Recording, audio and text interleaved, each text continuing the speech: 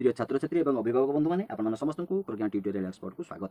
आज प्रश्न हूँ घंटा को 60 किमी बेगर जाऊा एक ट्रेन 3 घंटा 45 मिनिट रे केते बाट अतिक्रम कर आपको आम ऐकिक धारा करवा सुंदर अंकटी छोट पिला बहुत उपादेय हम।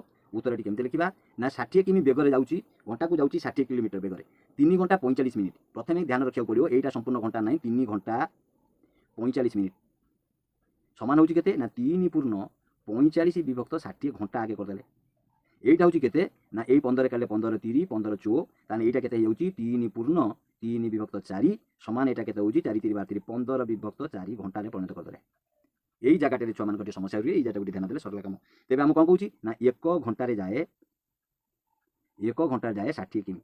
ছোট পিলান ପାଇଁ বহু উপাদেয় ଆମ ପାଇଁ ଘଣ୍ଟାରେ ପରିଣତ କରିଦେଇଛନ୍ତି ଆଉ ମିନିଟ୍ ଫର୍ମରେ ନାହିଁ ସମ୍ପୂର୍ଣ୍ଣ ଘଣ୍ଟାରେ ପରିଣତ ହେଇଯାଇଛି। 15 ବିଭକ୍ତ 4 ଘଣ୍ଟାରେ ଯାଏ 60 ଗୁଣନ 15 ବିଭକ୍ତ 4 4 एटी काट देने के 15 15 चौ 60 15 गुणन 15 15 गुणन 15 हेल्ला 15 वर्ग है 225 किमी। तेरे मत ट्रेन टी कौन कर 3 घंटा 45 मिनिट जीव 225 किमी। यहाँ आम उत्तर शेष पर्यटन देखिए बहुत बहुत धन्यवाद आम अंकटी शेष करुँची पुणी आम देखा नेक्स्ट वीडियो। धन्यवाद।